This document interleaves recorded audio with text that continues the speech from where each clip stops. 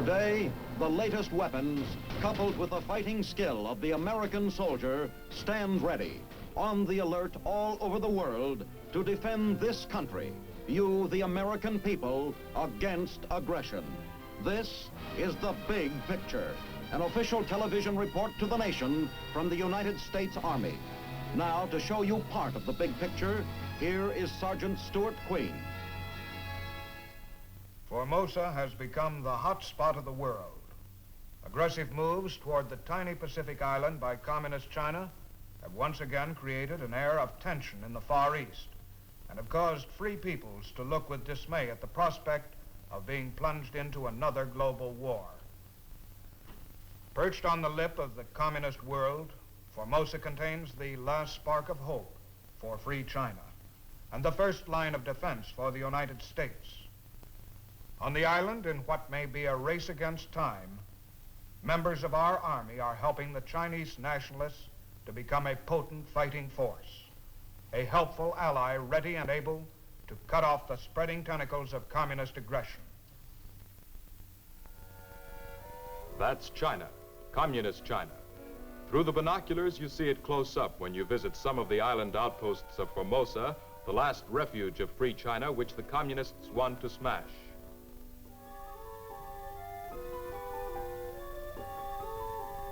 Every Chinese nationalist soldier on guard looks in only one direction, the mainland. The tremendous contrasts were the things which first impressed me when I was first assigned to Formosa as a member of the United States Military Assistance Advisory Group.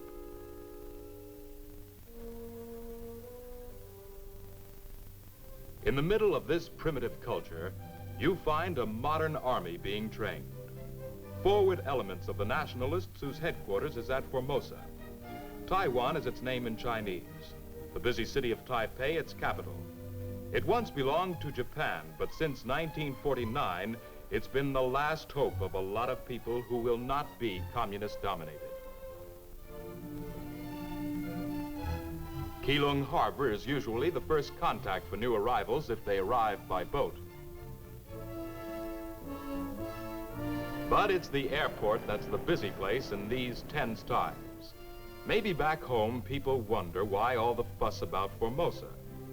Well, when you're right here and can see the faces of the VIPs like Admiral Robert B. Carney and Secretary of State John Foster Dulles, you can sense its importance. You feel all the tension of two parts of the world at odds when you see our 7th Fleet operating in the South China Sea under the most difficult conditions, helping to maintain our security. It was the 7th Fleet that stood in protection of the evacuation of Tashen Island when nationalist forces tightened their defenses, consolidated their core of strength by bringing their men back to Formosa. We're in a race against time out here, and it's comforting to know that those are our fighter planes who patrol the seas, give us the air cover needed to train free China's fighting men.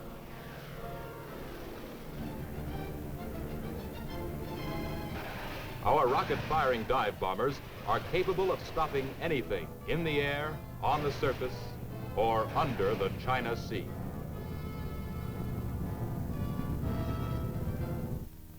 When you first start working with these men, you wonder if you're getting across to them. Everything is said twice, once in English and then again in their native tongue. But it doesn't take long to find out that you're working with a bunch of eager beavers.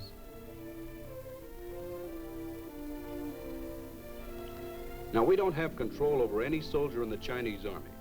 When it comes to telling them to do something, all we can do is tell them the way we do it in the Army of the United States. We have no position in their army, official or unofficial. We tell them how it's done and give them as much equipment as we can.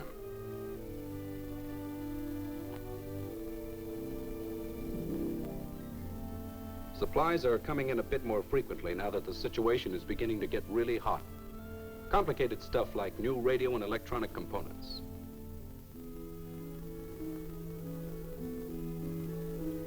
But the real job of aiding in the training of an army begins at the bottom. Basic stuff such as explaining the meaning of road signs to men who are learning to be truck drivers. We take things like this for granted back home, and we take our time about learning them. But here on a small island surrounded by hostile communist forces, these elementary parts of a modern war machine take on added meaning. Yes, they're mighty important, and you can't teach them too quickly. These soldiers are part of a nation that was bypassed by the Industrial Revolution.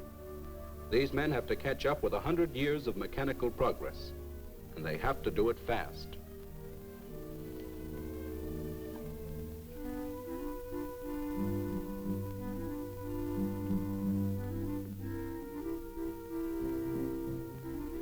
Out here, there are no gas stations at every corner, and it's vital that a driver knows much more than the elementary facts involved with keeping his vehicle in motion.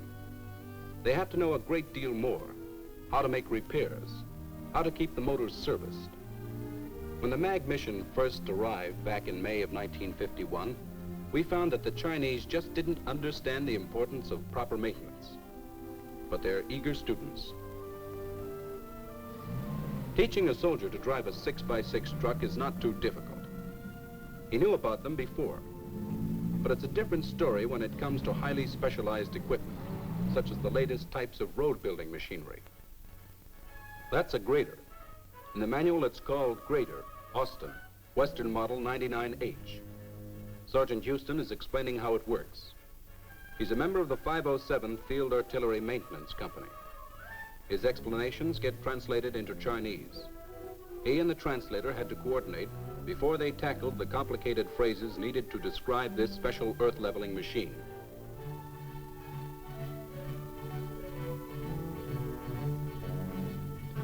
Learning to use heavy equipment is vital to an expanding army, especially when that army is in the situation of the Nationalists.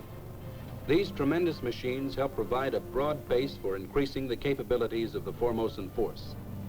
The ability to handle new projects, such as bridge building.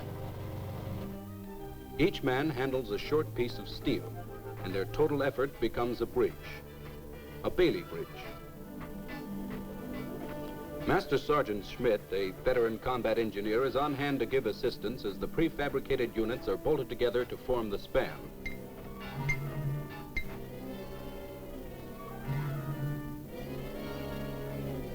"45 men do the job in less than 3.5 hours. Then the 120-foot structure is pushed across the problem ravine. This bridge was received from the U.S. under the Mutual Defense Assistance Program. But there's also a self-help program taking shape on the island. A guard directs the way into the area which contains part of that self-help. An arms manufacturing depot which our ordnance officers are helping to increase production, building up the free world's strength aligned against the red aggressors. Some of this equipment dates from the pre-World War II days when the Japanese were in possession of the island and were organizing their industrial strength. But just as the weapons of war change quickly, so do the machines that make them, and the Japanese machines had to be modified.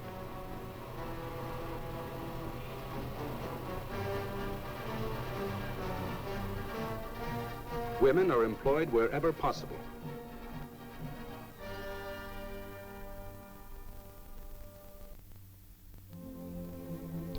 There's a great deal of test equipment used, and MAG technicians are training classes in the use of the sensitive instruments. These circuit testers and voltmeters will be used to check equipment in the field. An important function of the arsenal is reconditioning of arms. Chinese craftsmen make old rifles useful again. When it comes to a rifle, there's no army that was ever better equipped than the army which used the M1. It's the basic weapon issued to the fighting men of Nationalist China. The armorers on Formosa have a great deal of talent in working with firearms. It's part of a heritage that goes back many centuries and includes the discovery of gunpowder as far back as the 9th century.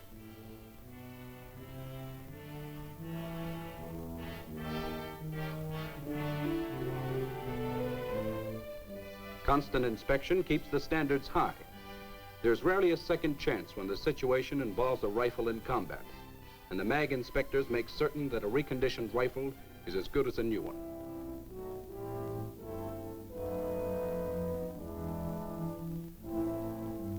of rifles is on its way to the last step in the rebuilding process, the test pits. Here, each piece is fired before it is reissued.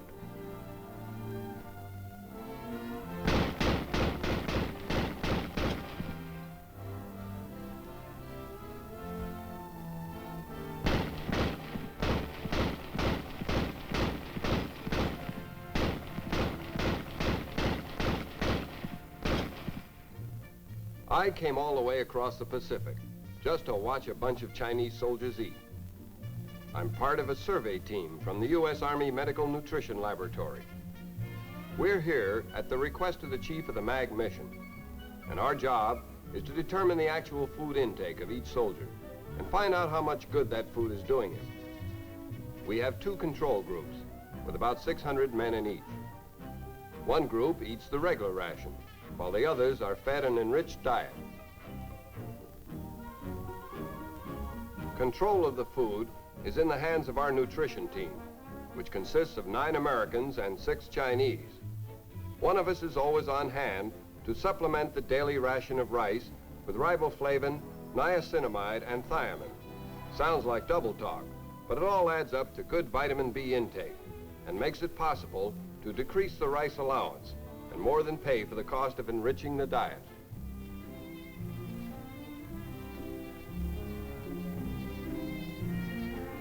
Biochemical tests measure the rates at which these test group soldiers are burning up their food and help to accurately measure the rate at which the Chinese soldier uses his energy. The physical condition of Free China's soldiers is of vast importance to the world. There is no doubt that they are completely outnumbered by the Chinese Reds, and their best chance for victory, if the Reds attempt to invade Formosa, will come from their ability to outfight them. So when we were asked to design an obstacle course that was really tough, we came up with one that didn't leave a single muscle unused. This course has more ups and downs than the scenic railway at Coney Island, and in addition to strengthening muscles, it's designed to sharpen balance and agility.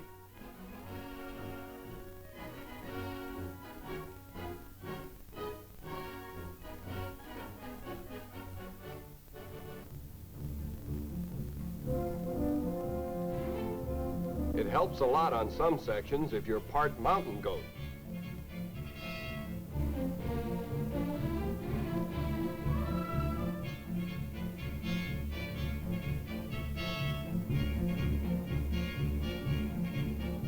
The toughening process never ceases on Formosa.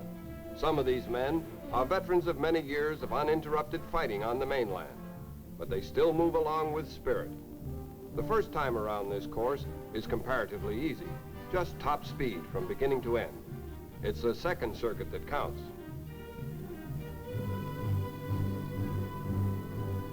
This time it's done with a rifle and a bayonet, still keeping the same pace, but with more obstacles.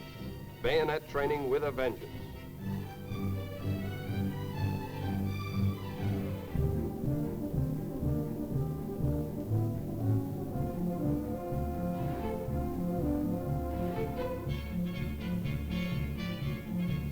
These hard-driving, offensive tactics are part of the basic training designed to charge the Nationalist soldier with confidence.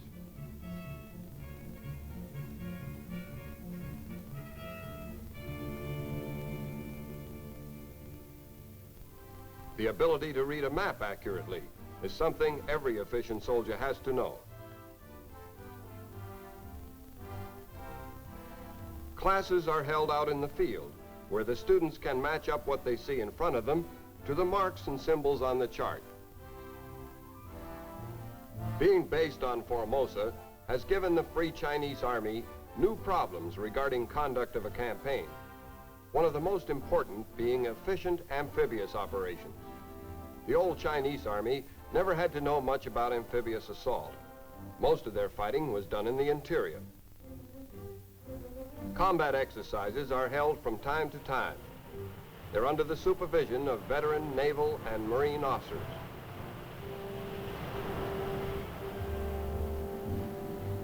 Teamwork is what we've been stressing in these landings. That was the principal reason for our successes in recent wars, and it's something these soldiers had to learn.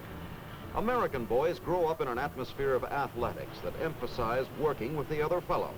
It's different in China, but these soldiers have come a long way since the first days of our assistance program. And now, they can come up with a beautifully executed amphibious landing.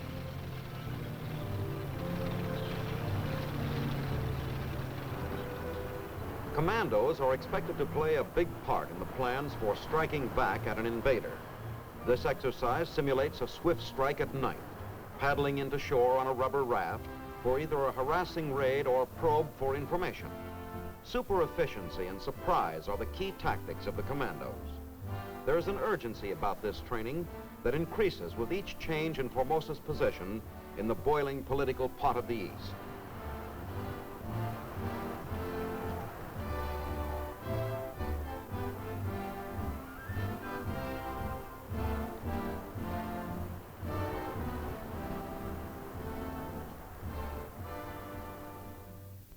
Another type of modern operation concerns airborne troops and equipment. The correct way to load a C-46 is described to an attentive class. It's a complicated operation in which a load must be placed with care so that the correct center of gravity is maintained by the aircraft while in flight. A jeep goes up the loading ramp first.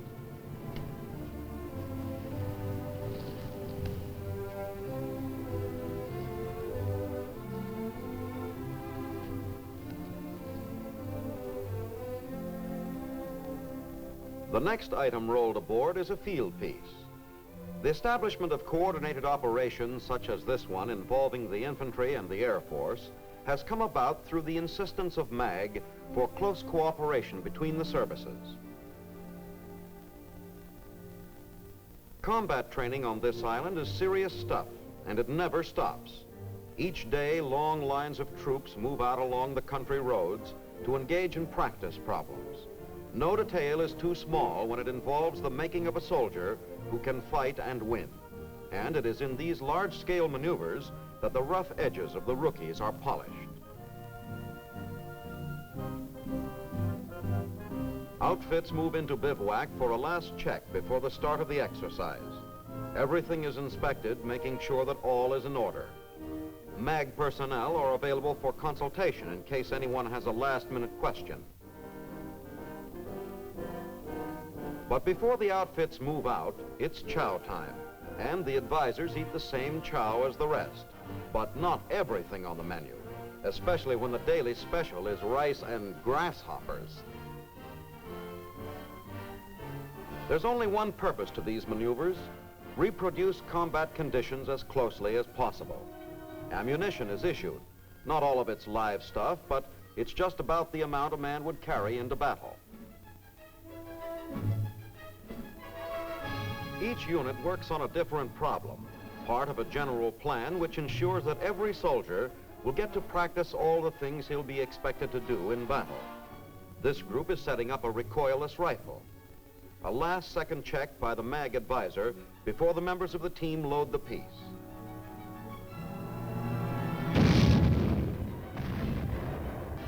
In other sections, other weapons are fired.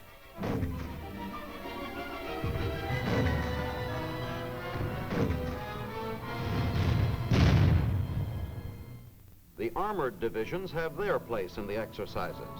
Their training also stresses teamwork.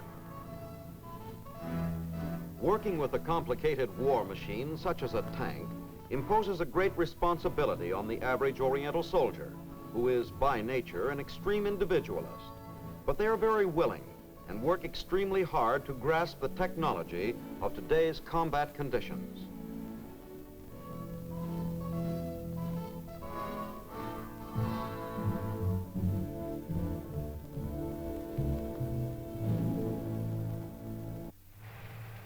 Vehicles taking part in the maneuver are on the move.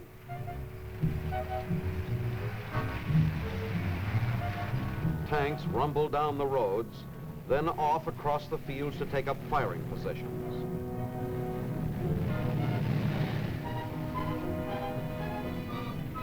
The tempo of the exercise is constant.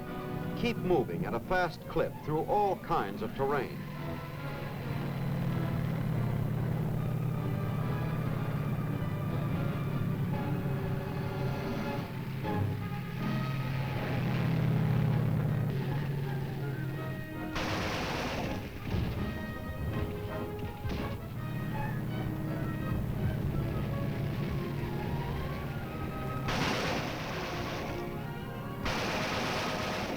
Use every weapon of the infantryman.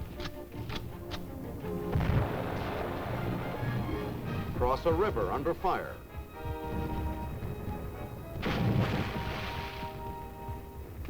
Advance up a hill at top speed.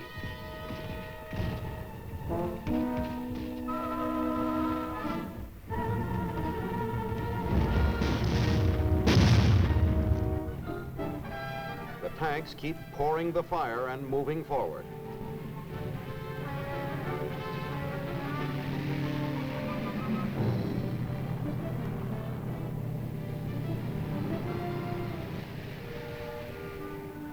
In another sector, the problem is to get the unit across a shallow stream in a hurry. Planks and bamboo are used to form the structural